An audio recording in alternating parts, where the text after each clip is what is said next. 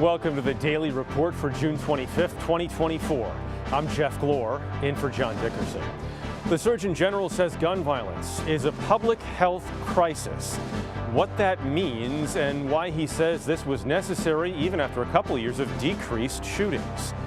The United Nations tells Israel it will suspend aid operations across Gaza unless safety on the ground improves. For tens of millions, the heat rolls on as parts of the Midwest brace for even more flooding. The most expensive and controversial House race in the country. Scott MacFarlane will break down what's happening in New York's 16th. On the heels of a deadly shark attack in Hawaii, the state of great white sharks today with the leader of OSearch. And is the government about to change its guidelines on how much alcohol is safe to drink? We'll pour over the new information. The Daily Report starts right now.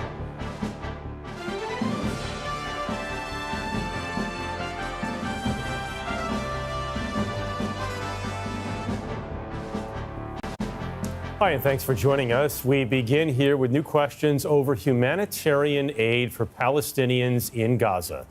United Nations officials have warned Israel they could suspend aid operations throughout Gaza without additional protections for humanitarian workers. That is according to the Associated Press.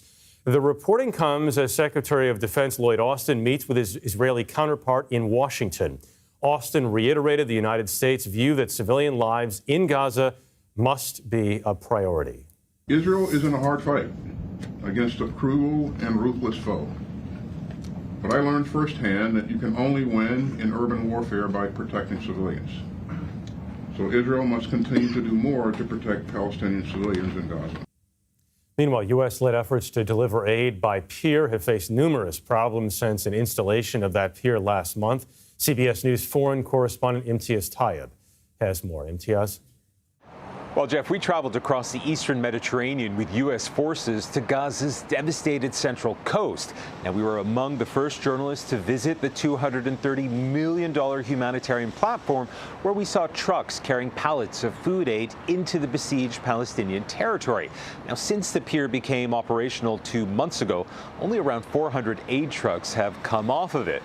And before the October 7th attacks, over 500 truckloads of aid would enter into Gaza every single day. Now, after 9 months of war, famine is spreading, with the U.S. colonel telling us his objective is to get as many supplies as he can into Gaza for the people of Gaza. Now, the pier has been plagued by problems and has only really been fully operational for a total of 16 days. In fact, at one point, part of the platform was even beached by bad weather. But when Israeli forces rescued 4 hostages in Gaza earlier this month in an operation which killed over 270 Palestinians, an Israeli military helicopter was seen taking off from the beach in front of the pier. Now, that prompted the World Food Program to suspend operations there over concerns the pier had been compromised, something Pentagon officials strongly deny. Still, critics of the pier say President Biden should have instead focused on pressuring Israel to reopen all land crossings for aid trucks into Gaza. But administration officials seem determined to make it work, saying the pier will likely remain operational even longer than originally planned. Jeff. Imtiaz, thank you. Donald Trump is now allowed to publicly talk about the witnesses and jurors in his New York City criminal trial. The former president was found guilty last month on 34 counts of falsifying business records related to hush money payments made to an adult film actor. The judge overseeing the case had imposed a gag order on Trump during the trial, barring him from making any comments about witnesses, jurors, or court staff. Many of those limits are still in place, but the judge Tuesday lifted the part of the order that focused on witnesses and jurors. This means he can now make public comments about witnesses like his former fixer Michael Cohen without the risk of facing a fine or possible jail time. Lawyers for former President Trump have asked a federal judge to suppress some critical evidence in his classified documents case. Trump's legal team argues the search warrant used to obtain boxes of sensitive material from his Florida home was overly broad. That includes these newly released images from a 2022 raid on Mar-a-Lago. They're asking Judge Eileen Cannon to prevent prosecutors from citing those records as evidence in future proceedings. CBS News campaign reporter Katrina Kaufman has more on this. Katrina. This afternoon, Judge Cannon held a hearing on the validity of the warrant that was used to search Mar-a-Lago, which is when the FBI found boxes of classified documents that are at the heart of this case. And we just got new pictures of those boxes last night. Jack Smith, the special counsel, submitted them. And we saw that mixed in with these classified documents were personal keepsakes of Trump. You can see his clothing, there are photographs, Christmas ornaments, and other things. But what they were talking about in court today is that they want this evidence to be suppressed because they say the warrant was not valid that was used to obtain this evidence. Specifically, they're asking for something called a Franks hearing, which is where Judge Cannon would make an assessment on the validity of the warrant. Trump's attorneys are saying that the language in it wasn't specific enough and that the search itself was overly broad. Trump has a 17-acre property at Mar-a-Lago. The FBI went into the room of Trump's son and of his wife, which seemed to be points of contention for them. But Judge Cannon really pushed back on Trump's attorney. She repeatedly asked him what he thought was missing in terms of language and why it would even matter legally. By the end of the hearing, she said that she had trouble seeing what was missing, so it really seemed like an indication that she may be siding with the prosecution on this issue. Another thing that happened is that towards the end of the hearing, Trump's attorney started bringing up issues related to other motions, and it got rather tense in the courtroom. The prosecution's attorney, David Harback, accused him of hijacking the hearing. Judge Cannon ended up abruptly concluding things in there. Jeff? Okay, Katrina, thank you very much. The nation's top doctor on Tuesday declared gun violence a public health crisis in America, citing the number of injuries and deaths involving firearms. An advisory issued by Surgeon General Vivek Murthy warned that more children and adolescents are killed by guns each year than anything else nationwide. More than half of U.S. adults say they or a family member have experienced a gun-related incident. The Surgeon General joins CBS Mornings Tuesday to discuss the gun violence crisis. We don't have to live like this, and I lay out a series of strategies in this advisory that can help us reduce the profound toll of gun violence and help recognize that this is an issue that's infiltrated the psyche of America. People are scared in many communities I visit around the country to do normal things like go to school or the grocery store or work, and they're worried about the risk to their life. For more on this, Anna Schechter-Ziegler joins me now. She is a senior coordinating producer for CBS News Crime and Public Safety Unit. All right, so Anna, let's talk about this. This advisory comes a day after the FBI released their report on active shooters and mass shootings, which said that the number of active shooter incidents in 2023 was up dramatically if you look at 2019. But compared to 2021 and 2022, shootings are actually down a little bit. So why is the Surgeon General saying this now? Well, it's a great question. You have the debate coming up on Thursday. This might have been a talking point that Biden wants to hit in the debate. It's also coming on the heels of Surgeon General Murthy's announcement about 10 days ago about social media and mental health of young people. And so this is sort of like a 1-2 punch for him. So if you look at the active shooter data, maybe it is down, but the number of people killed by gun violence, it is staggering. It's approaching 50,000 a year. And so what he's focused on and what he was saying, I think his point is, which I don't know if he got it across there in the interview this morning, was focusing on children and kids. So since 2020, gun violence is the leading cause of death of kids. And so I think framing it that way. It's an amazing number to hear. It's unbelievable. And a sad number to hear. We always, growing up, you and I, we always heard the traffic accidents, you know, cars killed the most people and the most kids. Well, now guess what? It's gun violence. And that is just a staggering thing to absorb. It's not necessarily the mass shootings that are the biggest number of deaths. Right. Suicide rates have skyrocketed, and that was the other takeaway. There's been a focus on, there's always this focus on loopholes in local and federal gun legislation. What's the biggest focus right now?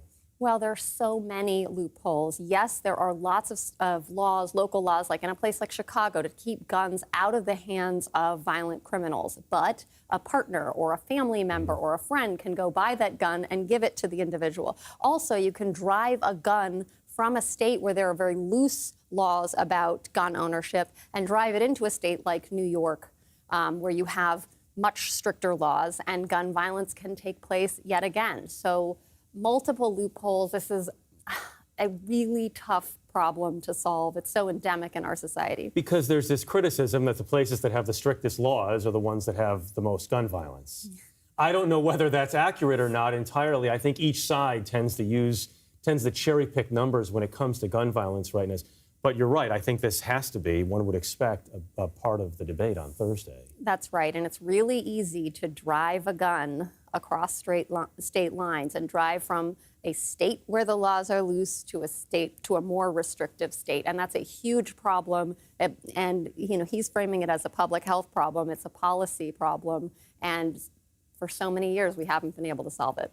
Okay. Anna Schechter-Ziegler, thanks very much. Thank you. Still to come here, it's primary election day for voters in 4 states.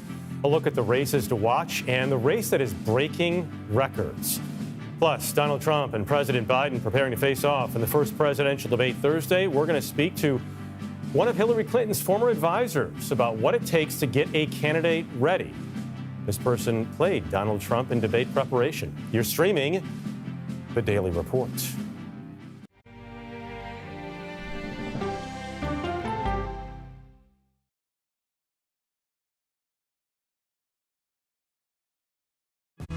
Coming up, our series. Wait a minute. Tom, is that you working the camera? Keep leaning out of your close-up. Your morning routine just got better. CBS Mornings, weekdays at 7.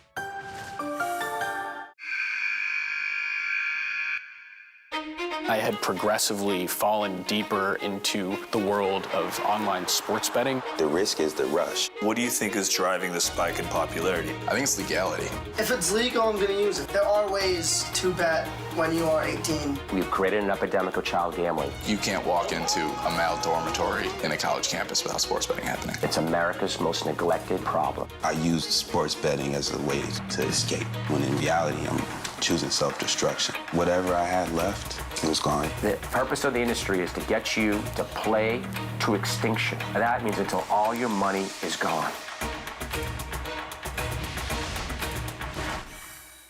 Go to the ends of the earth. Reach for the stars. Yeah, I just took off. That kind of thing. Oh, that's pretty good. Because there's always something new under the sun on CBS Sunday morning. An original documentary from CBS Reports. That desired farm, it's a wonderful place to raise children, and it still is. Promises broken. Black Americans have been the target of racism and discrimination pretty much from the time they acquired ownership in the land. Costing black farmers hundreds of billions in generational wealth. They did everything to make sure we were run off that land. But communities are uniting to continue the fight. Collective ownership is powerful. To keep their land and their dreams alive. To watch my children play on land that we own means everything. So land is power. Most definitely. 40 Acres and a Mule, now streaming on the free CBS News app. People with developmental disabilities were once sequestered by the hundreds of thousands in institutions. Many of our fellow citizens are suffering tremendously because lack of attention, lack of imagination, lack of adequate manpower. Disability activists have since torn down barriers blocking them from living at home or in the community. We conclude that Title II of the ADA requires states to provide community-based treatment for persons with mental disabilities. But of the 16,000 people who remain in state-operated institutions, half are in 5 states, and Illinois is one of them. I don't want to live in the institution. It makes me feel discriminated against. Do you think there are people living in institutions in Illinois that don't need to be living there? Yeah, because they're proving it as soon as they get out.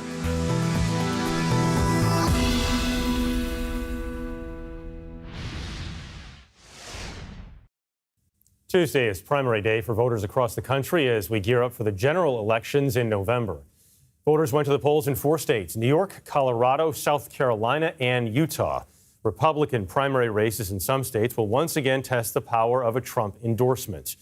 The former president has endorsed at least 5 candidates on primary ballots, including Colorado Congresswoman Lauren Boebert and a candidate in Utah who's running to replace Senator Mitt Romney. In New York, the Democratic primary for the state's 16th congressional district could see an incumbent ousted. Progressive Congressman Jamal Bowman is up against the challenger who has the backing of some big spending super PACs. According to Ad Impact, nearly $25 million has been spent in that race, making it the most expensive House primary race in history. The majority of that money was spent in support of Bowman's challenger. CBS News congressional correspondent Scott MacFarlane is covering that race. He joins me now from inside the district in New Rochelle, New York. Scott, you cannot turn on a television set in this area without seeing an ad about this race, most of them anti-Jamal Bowman. Who is spending all this money and why? Voters can't wait for the polls to close here in New York with the inundation of advertisements in their mailbox and on their TV sets. $25 million, Jeff, for a congressional primary, that's just bonkers. That is almost like monopoly money. And one of the reasons is that this has become a political proxy war over Israel's handling of the war in Gaza. Jamal Bowman has been among the most outspoken congressional critics of Benjamin Netanyahu. In so many words, he's called Netanyahu a maniac, and he's drawn equivalencies between the war and, in his words, a genocide. George Latimer, a household name in so much of this district as the Westchester County executive, has been fueled by millions of dollars in outside money from Jewish American political action committees who are concerned about Jamal Bowman. George Latimer also has the name recognition, the infrastructure in place to run a competitive campaign, and that's what we have. A $25 million primary, which, oh, by the way, Jeff, is happening in the congressional version of the high rent district, the Yes. 5-star steakhouse, the 5-star hotel, New York City, where everything is a little more expensive. Is it just Israel, Scott, or are other issues coming into play here? George Latimer told me today, as he was campaigning at a diner here in Westchester, that it's not the top thing he hears about when he goes door to door or when he talks with individual voters. They're still talking about pocketbook issues first. But the outside money is coming in and hinging itself on the issue of the war in Gaza. It's clearly motivating the outside donations. And as he went door to door himself in the Bronx today, Jamal Bowman used the phrase, it's money or many, saying George Latimer is beholden to deep-pocketed donors, but that Jamal Bowman has many, many supporters. We'll find out exactly how many at 9 p.m. when the polls close if he's facing an uphill fight against Latimer. Scott, I also want to ask you about Utah. The Republican who wins Tuesday's Senate primary will more than likely be the one who replaces Mitt Romney. What are you watching for in that race? There's a fascinating dynamic in that race, Jeff. Trump has endorsed a Republican candidate named Trent Staggs. But Trent Staggs may not be the favorite. In Utah, all things Trump don't become all things Republican. There's a congressman named John Curtis who may have the support of the Nikki Haley wing of the Republican Party, those who are still voting for Nikki Haley in the primaries. Watch that race tonight to see if a Trump-endorsed candidate can still fail in the Republican Party of 2024. Scott MacFarlane, as always, thank you very much. Donald Trump and President Biden are taking different approaches to debate preparation ahead of Thursday night's showdown.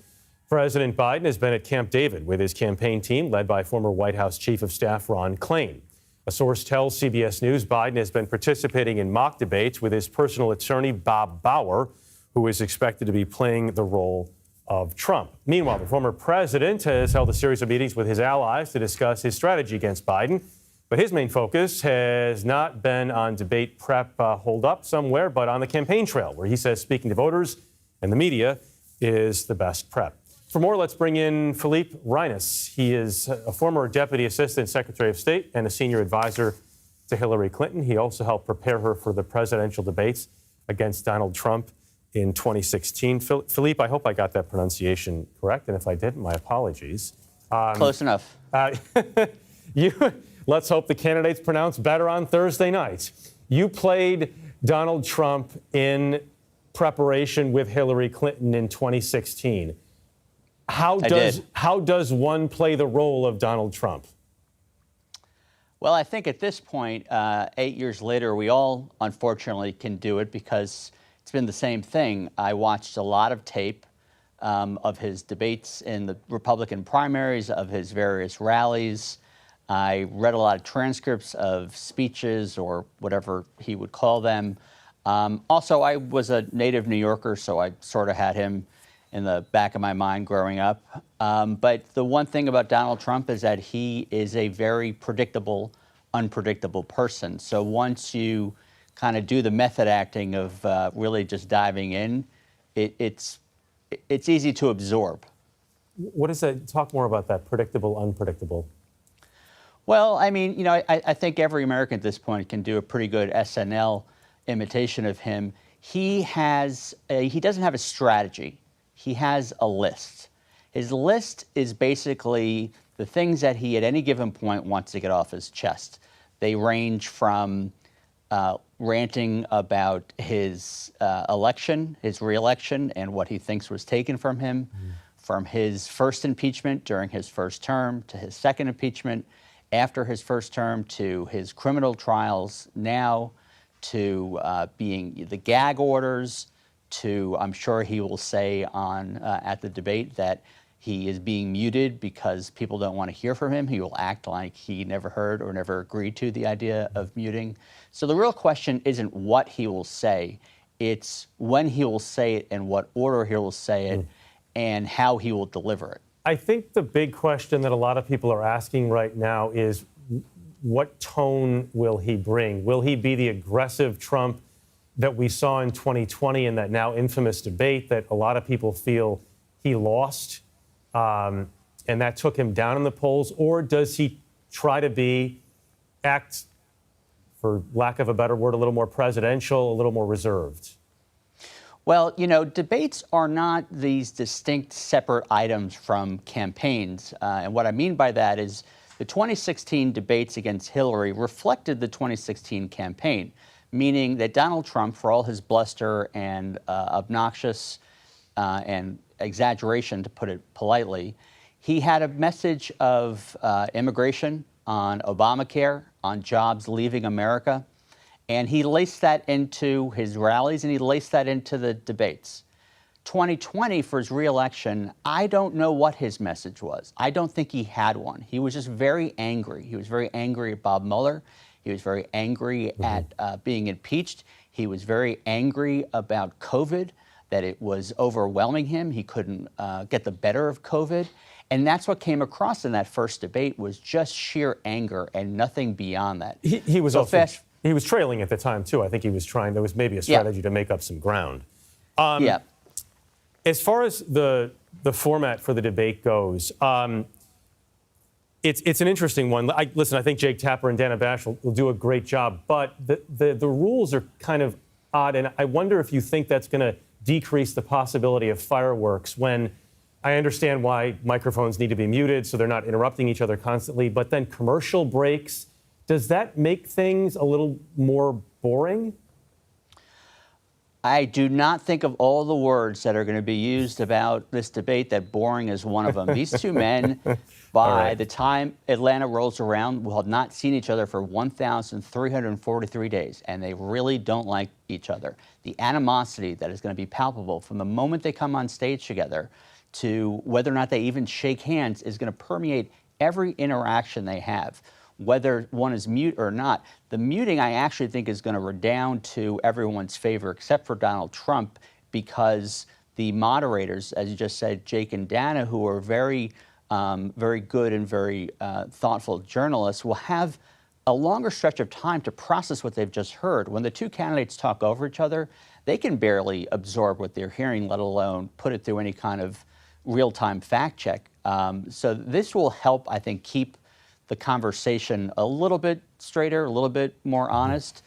But look, none of us could have another 2020 debate. It was pointless. It was one step away from a duel. And this hopefully will be better. And look, I think usually debates don't determine who wins, but they can very much help determine a loser.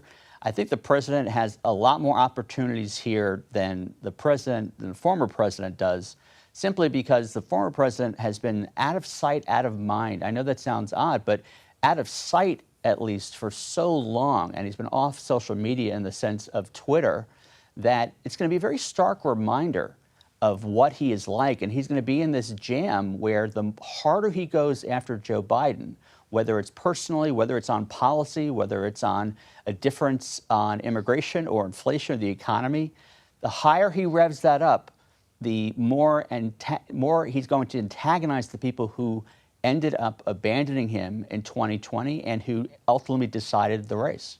Real quickly, Philippe, would you agree there's more pressure on Biden? I would not. Look, I think if either the candidate has a bad moment, which can be defined any which way, then yeah, it lingers. But the thing that people are looking for with President Biden, which they are looking for mostly because President Trump and his campaign and his party and the entire media apparatus of the right wing is looking for whether or not Joe Biden can stand up for 90 minutes. You know what?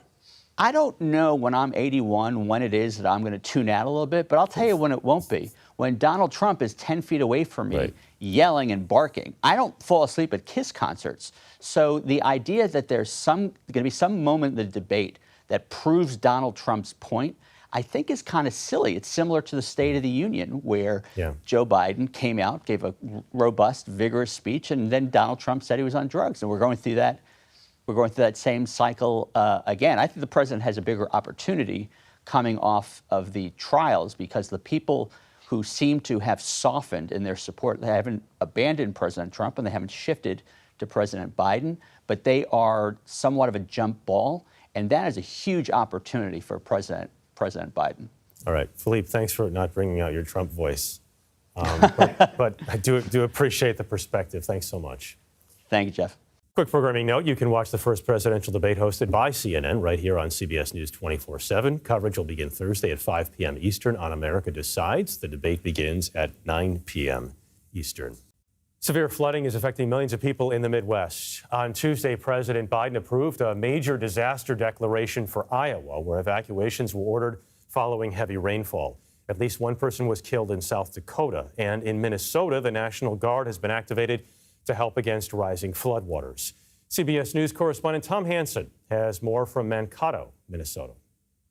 Hey there, Jeff. Well, as you can see behind me, a crowd has begun to gather to catch a glimpse of the situation here. And honestly, the pictures speak for themselves. This is the Rapidan Dam, and you can see those powerful rapids have carved a path around the western part of the dam, essentially taking part of the roadway and part of the ground underneath that house over there with it into the water. Now, the real problem here is the debris that you see closer to where we're standing. That debris is blocking the water from passing through this more than 100-year-old dam the way that it should. Now, there have been numerous concerns about this dam. A recent study in 2021 said that the dam was in disrepair, offered some recommendations which included tearing the dam down. Officials that have spoken to CBS News say that they are not concerned that the dam will give way fully, but certainly the community here is on pins and needles. You know, this dam is one of more than 8,000 dams around the country that are viewed to be in poor condition. That's from a CBS News data analysis. That leaves millions of people vulnerable to these extreme weather events. And honestly, the situation here puts such a fine point on the world that we are living in now, where there's a warming climate and there's an aging infrastructure. With that warming climate, as the temperature rises, the air is able to absorb far more moisture. That moisture has nowhere to go but from the clouds down, and it often has led to flooding. Those flooding events are going to continue to happen, according to experts that we've spoken to, Jeff, and this is just the latest one. Jeff, back to you. A series of shark attacks has some swimmers second-guessing if they want to hit the beach. When we come back, we explore why these attacks are happening and learn more about an expedition to better understand the ocean's largest predators. You're streaming The Daily Report.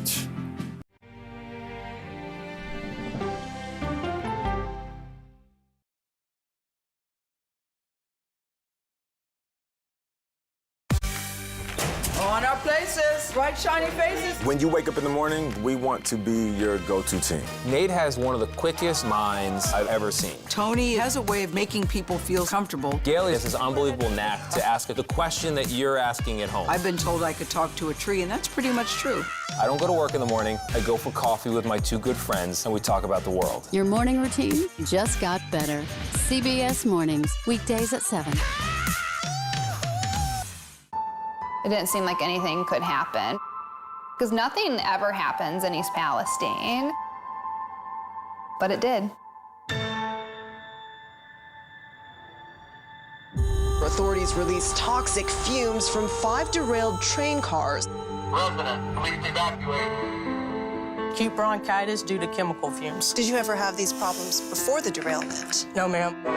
This neighborhood's not safe no more. We can assure the community that there's not vinyl chloride entering their communities. Then why are there so many people feeling these various symptoms of bloody noses or difficulty breathing, bronchitis? That's a hard question to answer. We're talking about one of the most blatant releases of a mixture of some of the most toxic chemicals that we've seen in America. I feel like now I have a duty to warn other communities. If my daughter has to watch me die of cancer, at least it saves someone else.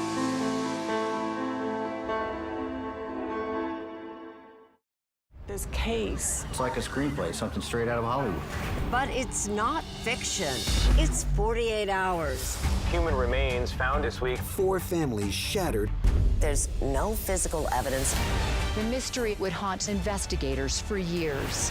There's some questions that have to be asked and need to be answered. Like a John Grisham novel. A gripping true crime original. 48 hours. Now streaming on the free CBS News app. Stories that inform. You can be really old at 60, and you can be really young at 85. Inspire. How do we unlock the power within ourselves to be who we want to be? And brighten your day. The best part of fame is making people feel good. Always send the people home happy. Make every day a little more like Sunday morning. Here comes the sun. Stream now on the free CBS News app. Hello, everyone, and welcome to our Dragon capsule here in space. Sightseers in space, the thrill of a lifetime. Seeing the Earth from space, it was so exhilarating. But the risks that come with the territory. There have been 4 fatal accidents. That's a 1% fatal accident rate. Might make you look before you launch. If you had 1 out of 100 airplanes falling out of the sky, we'd have a public crisis. Space tourism, now streaming on the free CBS News app. Welcome back to the Daily Report. I'm Jeff Glor. Here are some additions to our top stories. The U.S. Surgeon General has declared gun violence a public health crisis. Dr. Vivek Murthy is now calling on the U.S. to ban automatic rifles, introduce universal background checks for buying guns, and more legal restrictions. However, all those suggestions would require congressional approval. Newly released FBI photos from former President Trump's classified documents case show how he seemingly kept keepsakes next to sensitive records. Prosecutors say the boxes had no apparent organization whatsoever, containing clothing, newspapers, shoes, Christmas ornaments, and more. The D.C. Court of Appeals has suspended President Biden's son Hunter from practicing law in Washington following his conviction on federal gun charges in Delaware. Hunter has been licensed in D.C. since 2007, but he has not been actively using his law degree in recent years. The president of Kenya has sent in the military after protesters set fire to the country's parliament building. Violent demonstrations broke out Tuesday in opposition to new tax proposals.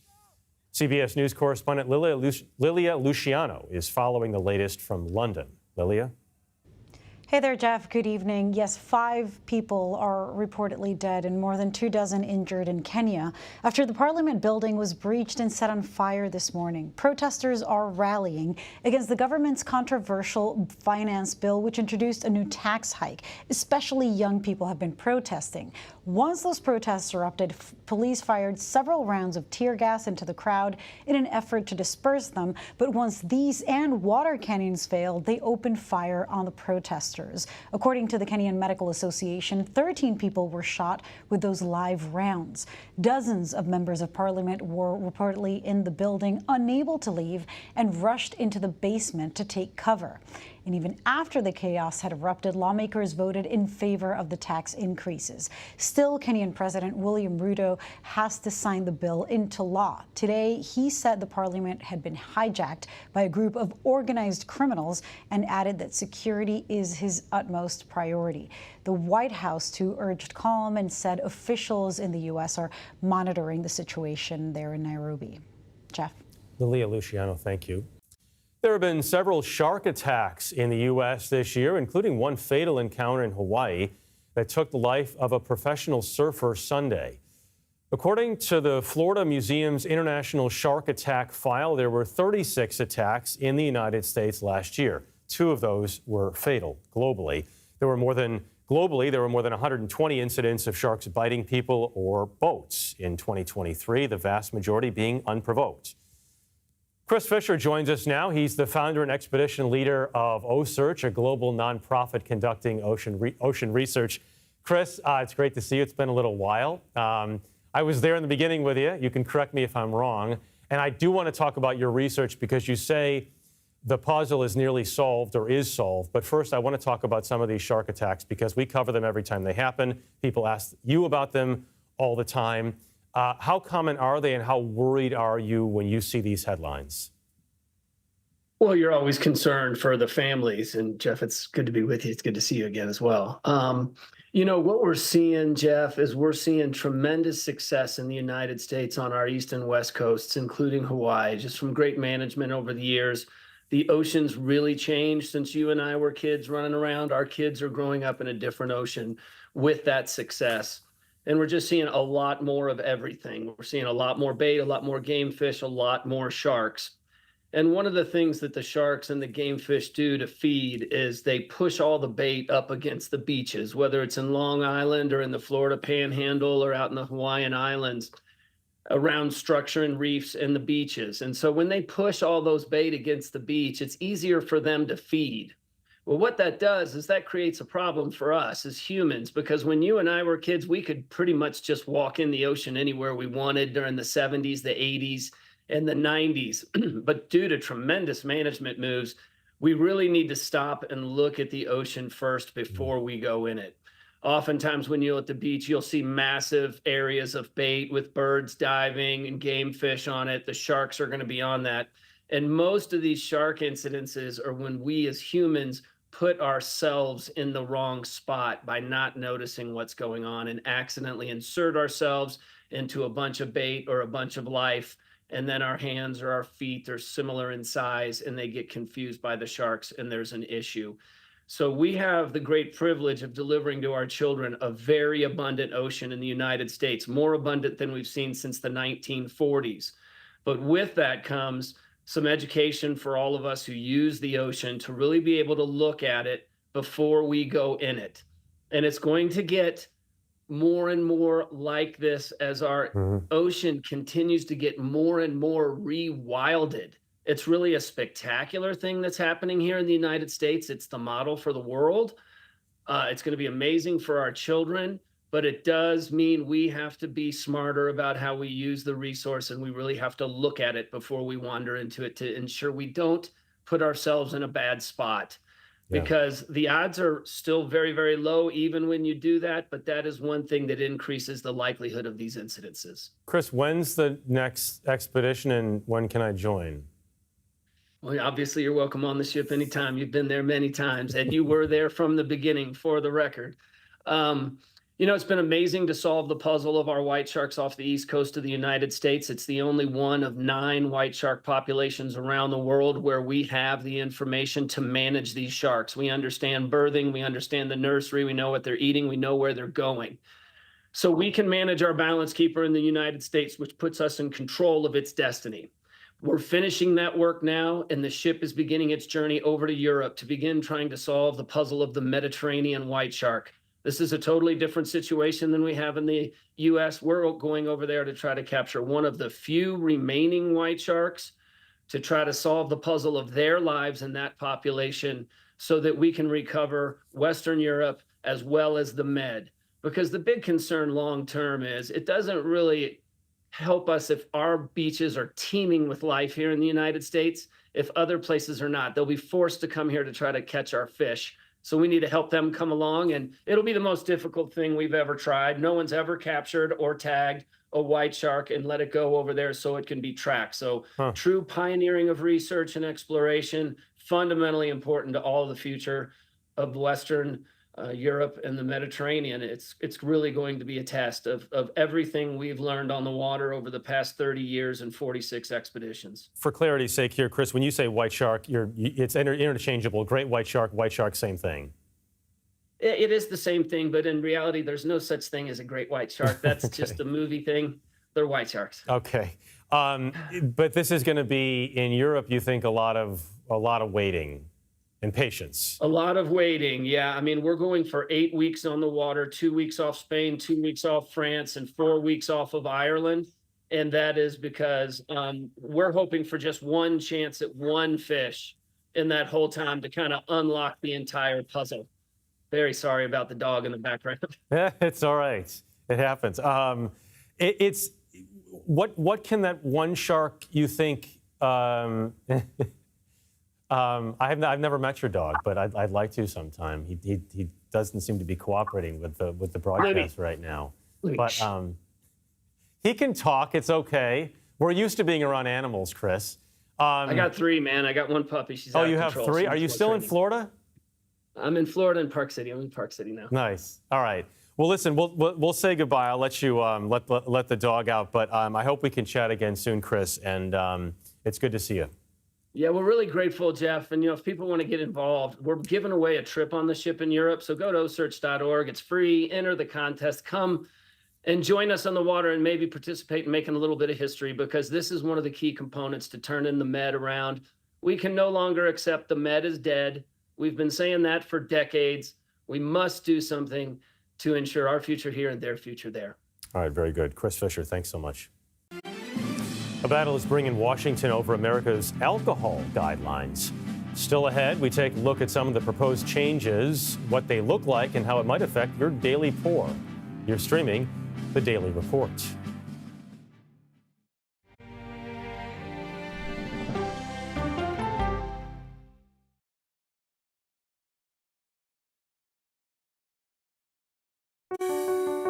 Washington is the seat of power. National security, foreign policy, global economics, every story comes through Washington in some way.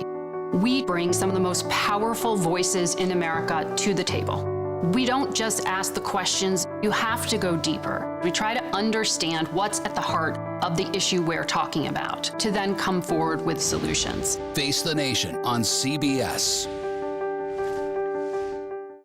The justices ruled that Harvard and the University of North Carolina violated the Constitution. In the aftermath of the Supreme Court decision to end affirmative action in college admissions, uncertainty sets in for some students of color. Affirmative action really gave us an equal opportunity. CBS Reports explores the historic decision and what it means for those chasing an opportunity to change their lives. I knew that college was the ticket to break this cycle. The end of affirmative action, now streaming on the free CBS News app. Okay, let's go. You guys good? Hey. All right, we good? Keep going. The clock, it's ticking. Off we go. 60 minutes. 60 minutes. 60 minutes. It's time for 60 Minutes, Sundays on CBS. An original documentary from CBS Reports. AI is among the most world-changing technologies ever. Curing diseases, scientific breakthroughs, making lives better. They can help us with medical discovery, scientific discoveries, doing better agriculture, having cures for things like Alzheimer's. It's also going to really transform the way we work. The uplifting potential of artificial intelligence is limitless. It gives you a friend, somebody to chat with 24/7 that is non-judgmental. He makes me feel loved and desired. And so are its downfalls. The problem with all this AI is that it's unpredictable and uncontrollable. The choices we make now will have lasting effects for decades, maybe even centuries. The ChatGPT revolution, now streaming on the free CBS News app. We are about to see American weapons in the hands of Mexican cartels. A gun pipeline to Mexico. We are arming the cartels. 100%, no doubt about it. Happening right under our noses. Who's doing something about this? Nobody.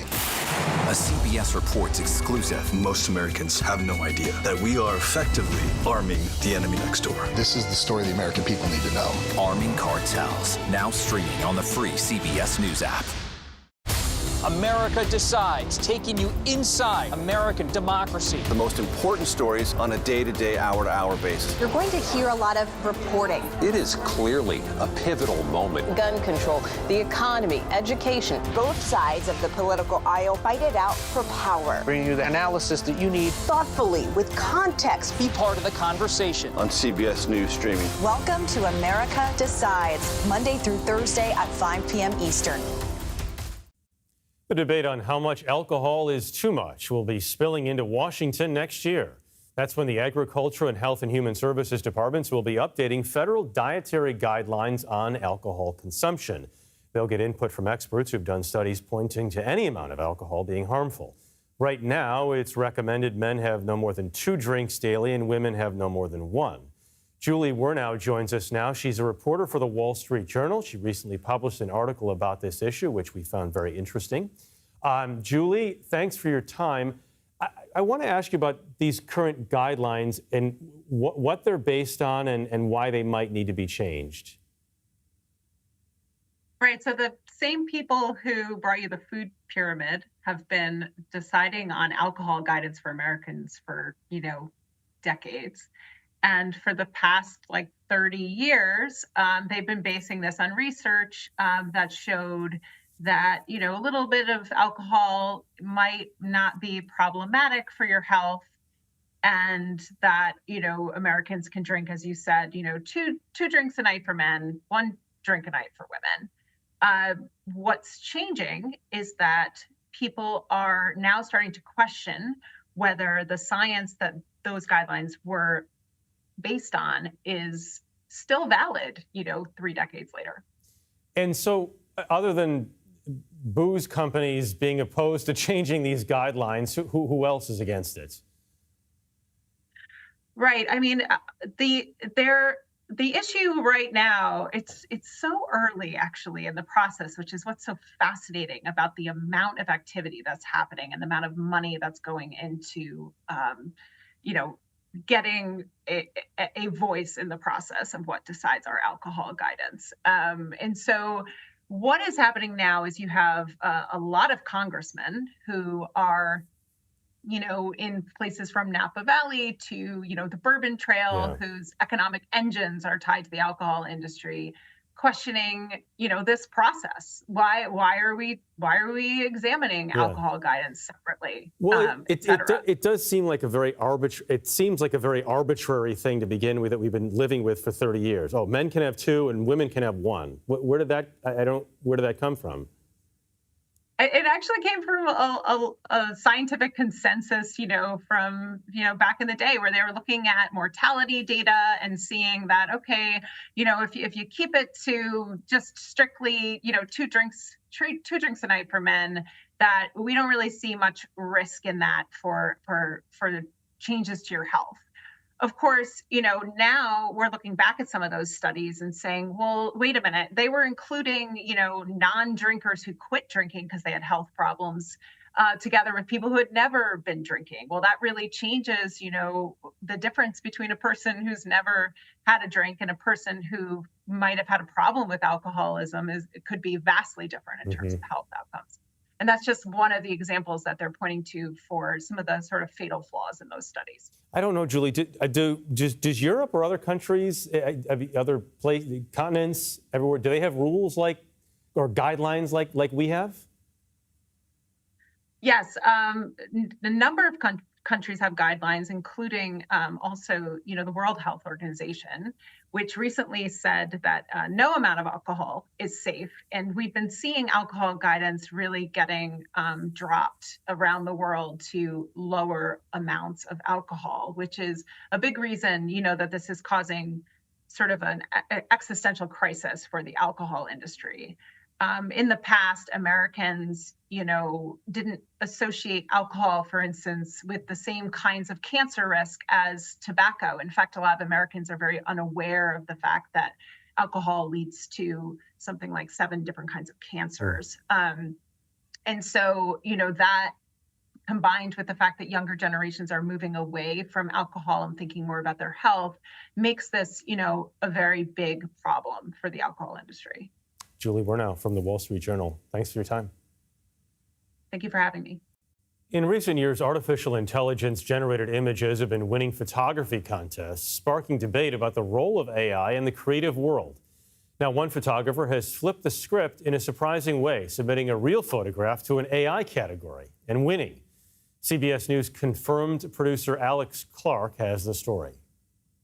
Miles Estrée is a multidisciplinary artist who writes about and photographs the world as he travels.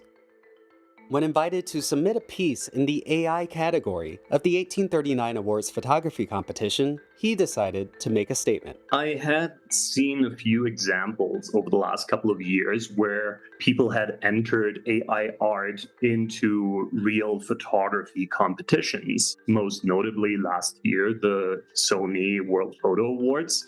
An AI photo won the creative category there. I thought, why not turn the story around and enter a real photo into an AI competition?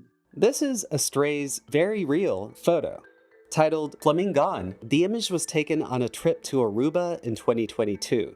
It depicts a flamingo scratching its belly in a way that makes it appear almost headless.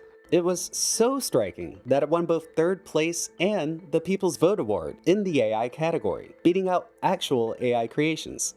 AI images are typically created by computer software that interprets a text description or prompt. The software then draws from thousands to millions of reference images to generate a new digital image, pixel by pixel. It's fantastic what Mother Nature comes up with, and I thought I wanted to show that.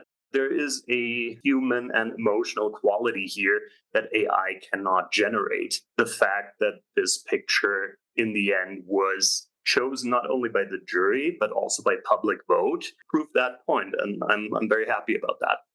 After hearing of his win on June 11th, Estrée notified contest organizers that his submission was a real photograph, not an AI creation. By the next day, he was disqualified from the competition. But the judges and co-founder and director Lily Fireman expressed appreciation for Estrée's message. We never expected somebody to try to enter an non-AI image into AI. I think the assumption is it's always the other way around. Anyone can be fooled by this kind of stuff. Let's be real. But also, most importantly, at the end of the day, we agree with Miles' statement. In him winning and this happening kind of organically, it gives a message of hope to everyone that nature and the photographer, they have key places in our world, and that just isn't something that computers or AI can replicate. In response to Estrée's win, the photo contest added a note that only images created by AI may be submitted to the AI category going forward. We're going to take a quick break. More news ahead. You're streaming CBS News.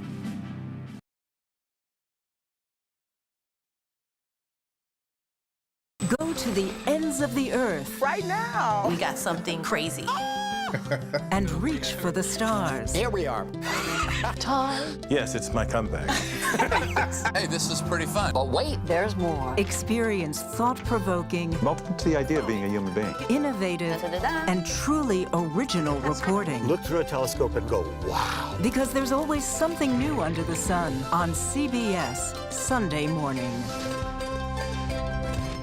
At this moment, terrorists could be plotting another attack. 9/11 triggered a counter-terrorist system that included a secret database. This person needs a closer look. A growing list of nearly 2 million people, including some Americans who say they're innocent. For 1 hour flight, I have to spend 6 hours to go and come back. CBS Reports explores the system, the people responsible for it, and those pushing for change. I'm not fighting against them. I'm fighting for them to do the right thing.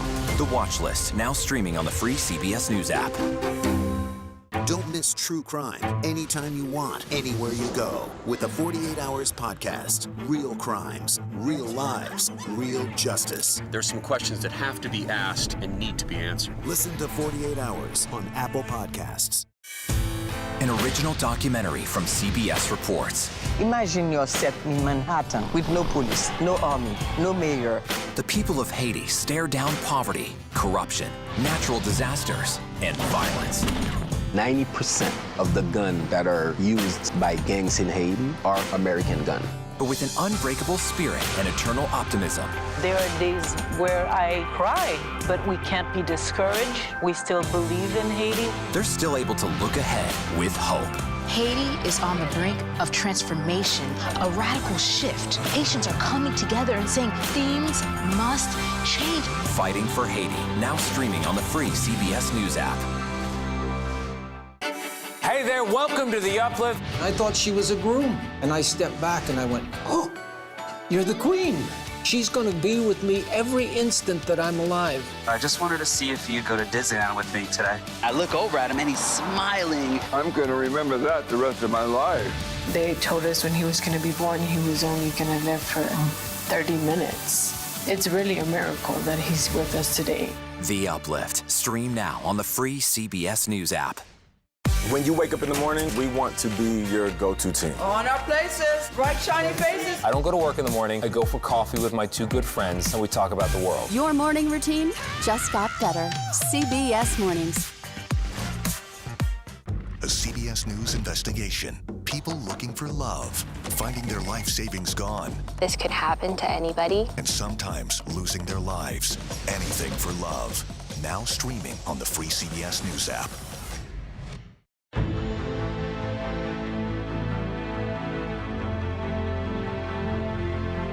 After a nearly 2-month mission, China's lunar lander has brought back rocks from the far side of the moon to Earth.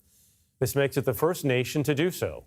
The Chang'e 6 probe landed Tuesday in northern China with samples likely including volcanic rock. The moon's far side is the part that can't be seen from Earth. It hasn't been explored very much. Scientists hope the samples will give them clues about the differences between the moon's sides. China has launched several successful moon missions recently as competition in space exploration grows, with countries including the United States, of course, and Japan. Thanks for watching. America Decides begins after the break. You're streaming CBS News.